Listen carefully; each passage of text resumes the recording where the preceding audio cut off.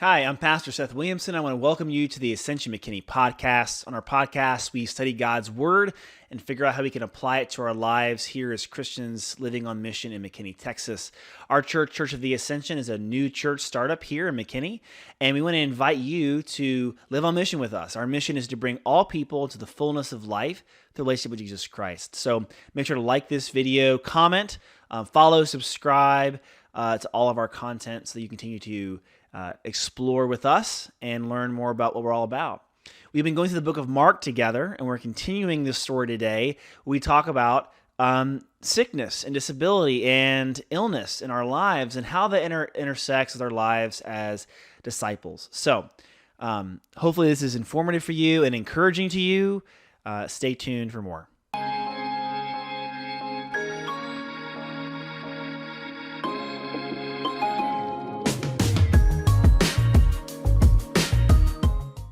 So anyone who knows me well, knows my family at all, knows that our first child came into the world sort of traumatically. We had never had kids before.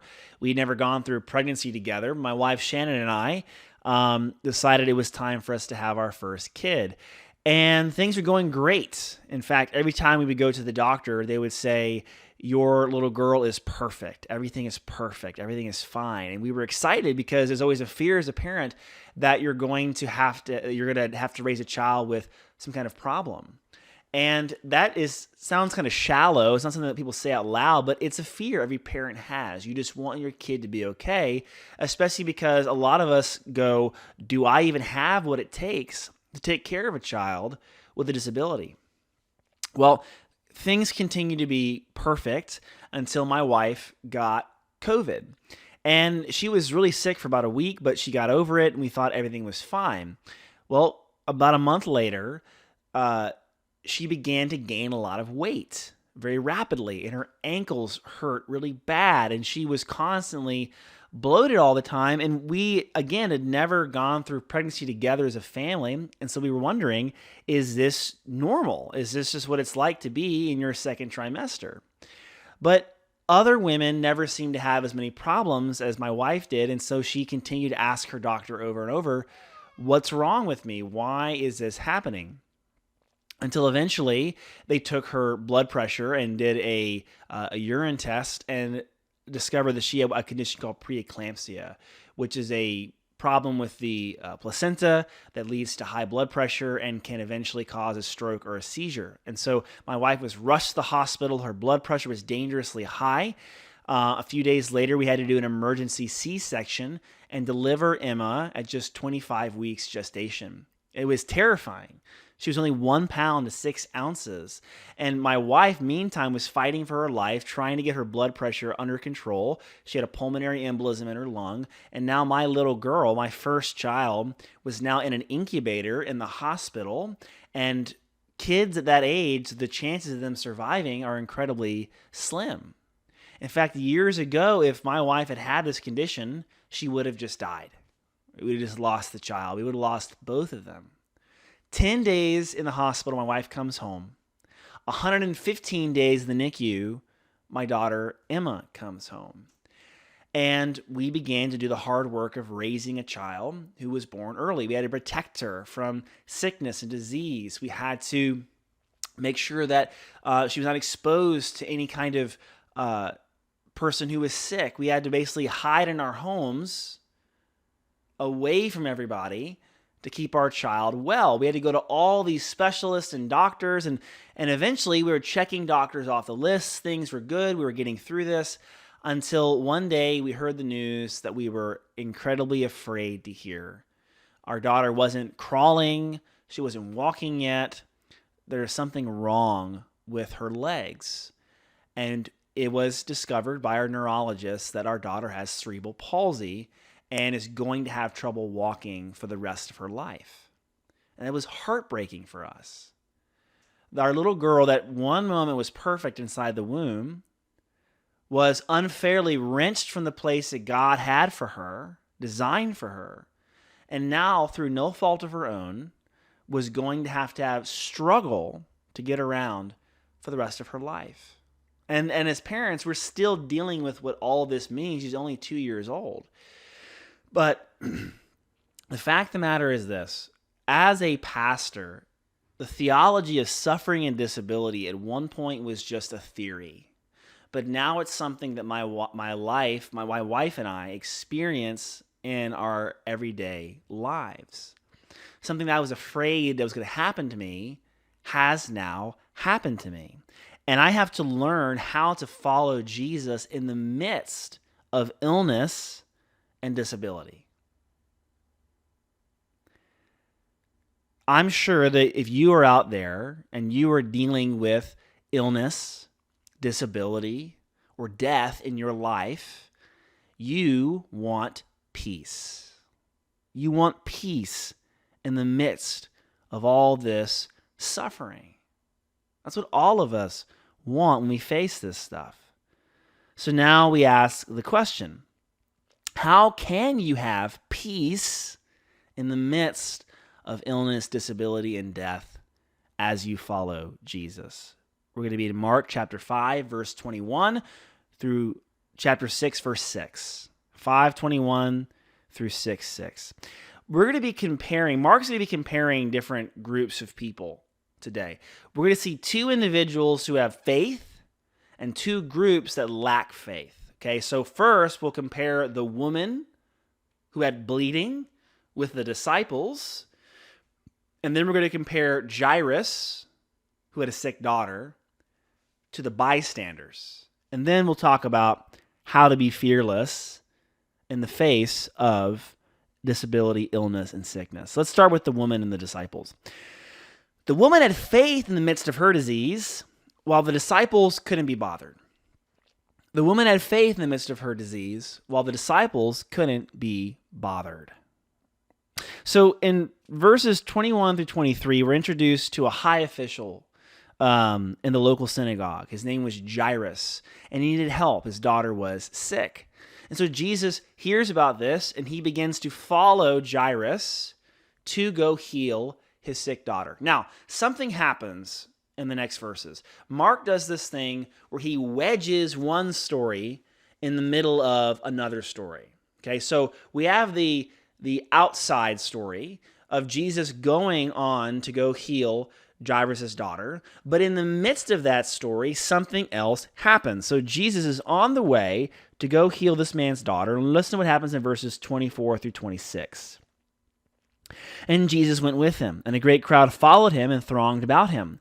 And there was a woman who had a discharge of blood for 12 years, and who had suffered under many physicians, and had spent all that she had, and was no better, but rather grew worse. Okay, so we're introduced to another character here, this woman who had bleeding. Now, when we say bleeding, it is menstrual bleeding, okay? This is some kind of disorder of her uterus, her reproductive organs. And that's bad enough, right? But the other thing is that according to Jewish law, when a woman was on her menstrual cycle, she was not supposed to enter into the temple, okay? And before you get ahead of yourself, there are similar regulations for men, okay? God is not picking on women for having a period. There were also things if men had a discharge from their genitals, they are also not allowed to enter into the temple, okay? So it was a matter of cleanliness and hygiene that God was trying to teach his people about for some reason, okay? I'm not going to get into that. The fact of the matter is, this disease was not just a physical thing. It also affected her spiritually. And now, that happens to all of us in some ways, right? If you are dealing with a chronically sick person, you've probably missed church a lot. If you are deaf or blind, it is very hard to worship at a traditional church because you can't see what's going on. You can't hear what's being said. And there's so many people who are in the disability community who are disconnected from a faith family because of the physical ailment that has befallen their family. So for all of us, sickness, disability, death is far more than just a physical reality. It is something that cuts into us spiritually as well. This woman, it says she had this bleeding for 12 years, and she had done everything she could to try to get over it. like all of us do. When we're sick, we want to try to go to the doctor and get healthy. But instead of it making her better, it says that she suffered under these physicians. She was tortured by them. They tried to help her, but all it did was increase her suffering. You might be able to relate to that. I don't know. And she'd spent all she had, but instead of getting better, she had gotten worse. Now, I know for some of you out there, this is your life. We are talking your language. You've been to the doctor, try to get help, and it was just like torture. And the bills kept coming and kept coming and kept coming. And at one point, you had lived a nice lifestyle where you can go on vacation and relax and eat out at restaurants. But now you're in debt. You may have to declare bankruptcy. You spent everything you had to get better. But instead of getting better, you got worse. Now, here's the thing. As Americans, we have great health care in this country. We have access to medicines and treatments that people in other countries can't get access to. But it doesn't mean that as human beings, we are experiencing anything different than what has been experienced from the beginning of time when it comes to illness. Sometimes there is no cure in this life. It just gets worse. And it just weighs on you, the loneliness and the pain of having a chronic illness. This woman was just being tormented by all of this. But you know what else is interesting about this woman? Mark highlights that she's a woman with tenacity. She does not give up, even in the face of all her trials. Women play a really important role in the Gospel of Mark. This woman does not give up, no matter what. She hears about Jesus, and this is what happens in verses 27 through 29. She had heard the reports about Jesus and came up behind him in the crowd and touched his garment, for she said, "If I touch his garment, even his garment, I will be made well." And immediately the flow of blood dried up, and she felt in her body that she was healed of her disease. So remember, in the book of Mark, Mark is doing something very literal here. Okay, he uses space to describe discipleship. Anyone who is behind Jesus, following him on the way, is a disciple. This person is an example of discipleship.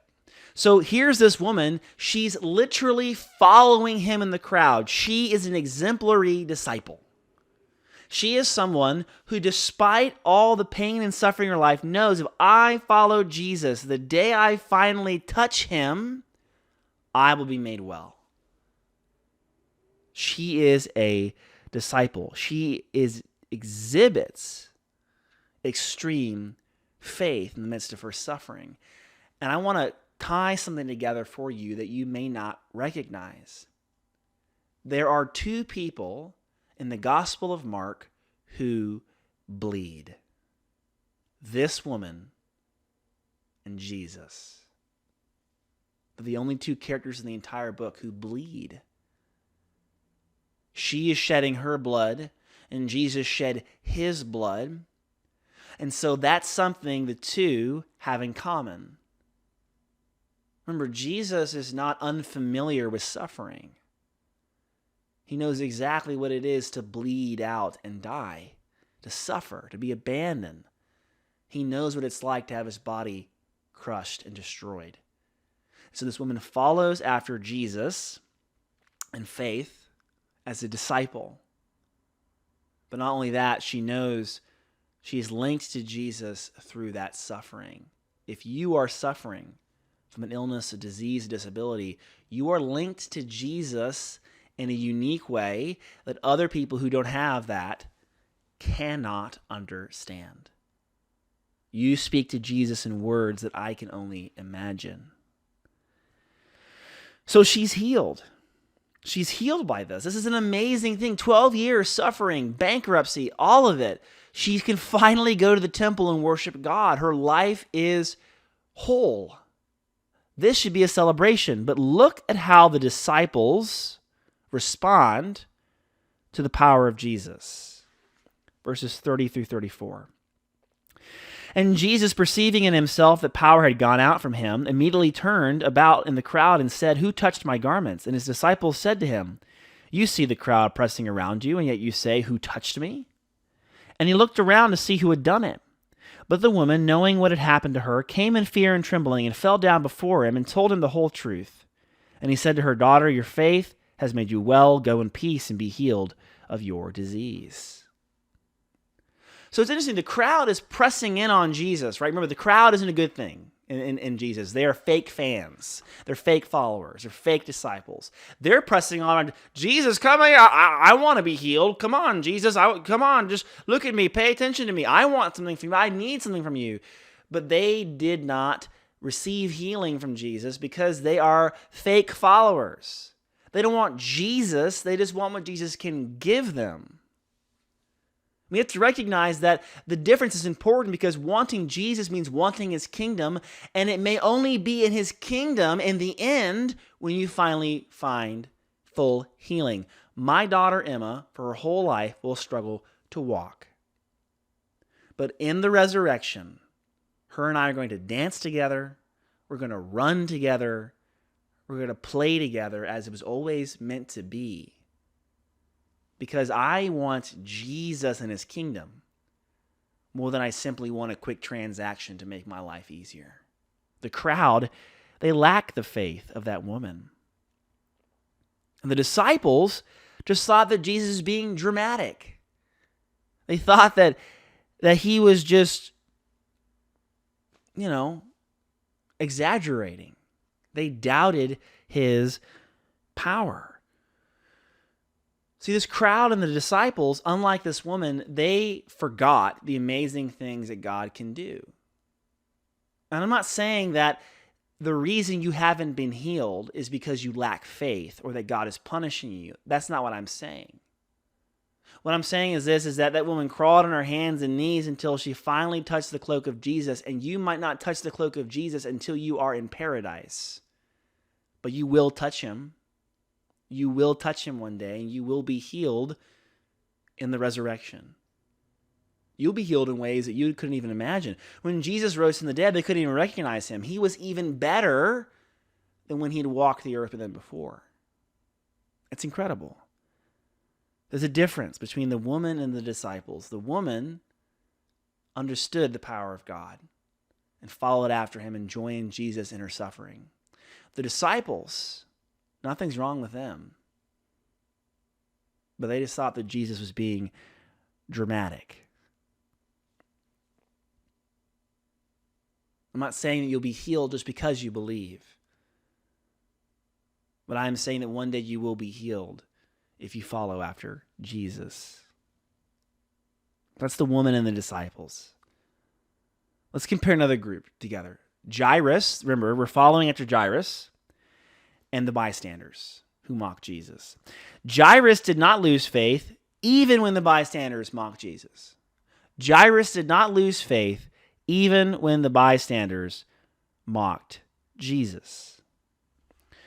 So we pick back up with Jairus and Jesus, verse 35 and 36. While Jesus was still speaking, there came from the ruler's house some who said, "Your daughter is dead. Why trouble the teacher any further?" But overhearing what they said, Jesus said to the ruler of the synagogue, "Do not fear, only believe." Okay, so it's one thing to have a chronic illness, right? It's one thing to have that, but now Jesus has an even greater challenge. He has to deal with a dead girl. Okay, so the sickness has overtaken her. And now the greatest foe of all, death, is the one that Jesus has to face. At this point, the bystanders, the servants, they just say, "Listen, this is a waste of time. Leave him alone. Let's just have a burial and move on with our lives." But Jesus said, "Do not fear, only believe." See, Jesus knew that he was capable of raising this girl from the dead. But everyone else just kind of laughed at him. Look at verses 38 through 40. They came to the house of the ruler of the synagogue, and Jesus saw a commotion, people weeping and wailing loudly. And when he entered, he said to them, "Why are you making a commotion and weeping? The child is not dead, but sleeping." And they laughed at him. But he put them all outside and took the child's father and mother and those who were with him and went into where the child was. So, remember we talked about insiders and outsiders? right, is those who do the things Jesus does or their faith in Jesus, they get to be insiders. They get to see the things of Jesus. The mourners laughed at Jesus, and so now they're outsiders. And now Jairus and his wife and Jesus, they were inside with this girl. They, the outsiders, have lost the privilege to see God do these amazing things. But those who follow Jesus, even through the ridiculousness of their faith, get to see him do incredible works and marvels. So here he is. He's with this little girl in there. In verses 40 through 43, it says, verses 41 through 43, it says, taking her by the hand, Jesus said to her, Talitha cumi, which means, little girl, I say to you, arise. And immediately the girl got up and began walking, for she was 12 years of age. And they were immediately overcome with amazement, and he strictly charged them that no one should know this, and told them to give her something to eat. Notice how it says that she was 12 years old. She had been alive as long as that woman had been bleeding. So there's a connection here between that woman and that little girl. That connection is that even if that woman had died of her condition, she could be as if that little girl. Jesus has that power to even raise people from the dead, which is the whole point. Remember I said, I'm not promising you that if you just believe hard enough and wish upon a star that God will heal you of your diseases today. But I am saying this, even when they overcome you and you die, Jesus is going to raise you from the dead, and you will walk. You will be fully healed. You know, Jesus goes home in chapter 6, verses 1 through 6. He begins to teach in the synagogue. And people mock him. They go, who do you think you are talking about all this stuff? Who gives you the right to say all of this? And it says that Jesus was not able to heal any of them because they lacked that faith and did not believe in Jesus. See, they were the outsiders. They were fake fans, fake followers. And it's those who are actually with Jesus, who are inside with him, who are in his kingdom, who will eventually experience that full healing that Jesus wants to give. See, effective faith is that which trusts in Jesus despite the desperation of the situation. Effective faith is that which trusts in Jesus despite the desperation of the situation. When it looks like things couldn't get any worse. You've been tortured, you're bankrupt, you're lonely, you're spiritually drained, your body is broken. That's when faith truly kicks in. A disciple crawls through the crowd wanting to just touch Jesus. But someone who's a fake follower of Jesus mocks at people who have that faith. You look at someone who's not given up, who's still clinging on their faith in the midst of their suffering, and you mock them and you laugh at them, you are not a true follower of Jesus. You are not an insider with him. You're a fake follower of Jesus. The Bible elevates those who remain faithful even when the situation is desperate. And it casts away those who mock the people who continue to have faith. So how do we have peace in the midst of illness and death? How do we live out this teaching today? Well, I would say you should visit the sick and include the suffering and disabled in the worship service. I once heard a story about a pastor who lost the ability to walk, and he was in a wheelchair. And would you believe that he actually had trouble getting a job at a church because people didn't know how would they take a pastor in a wheelchair? What would that look like? How could they actually do that? And so people struggled with his faith, that he was a man who was faithfully serving Jesus even though he couldn't walk. But their faith is not strong enough to include him in their lives as their pastor because they just couldn't imagine someone following after Jesus even though they're in a wheelchair. See, we don't like seeing illness and disability in worship because it reminds us of our weakness, but Jesus cares about those who are sick and weak. That's why it's important to go and visit the sick, to go to hospitals, go to funerals, go to sad, difficult places, because that's where Jesus would be.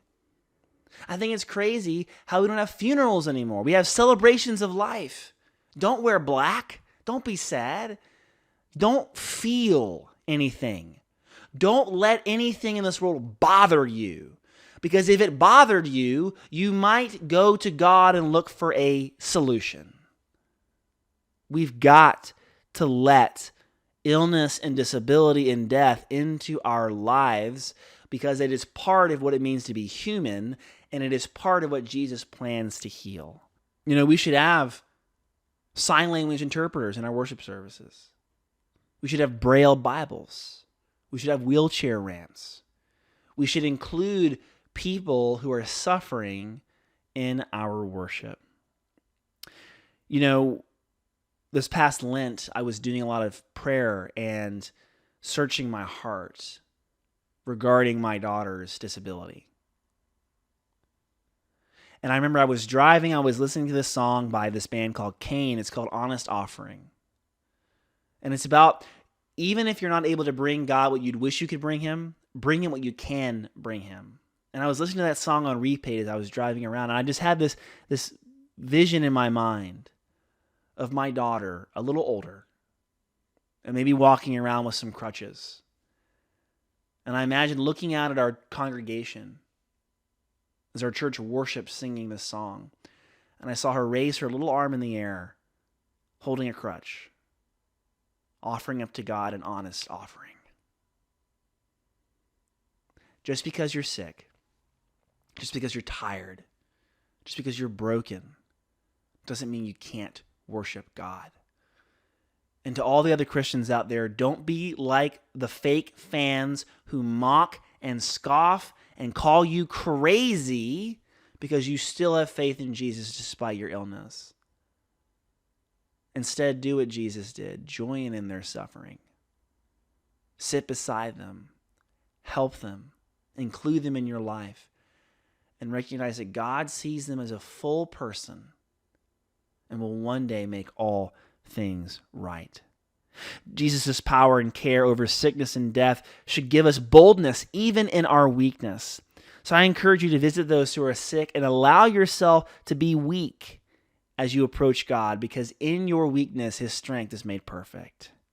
So go out and actually find a place of suffering. There's a place here in McKinney called Cornerstone Ranch. It's a place where adults with disabilities can come and they can live a supported lifestyle that's also independent. You can volunteer there. You can go to an old folks home.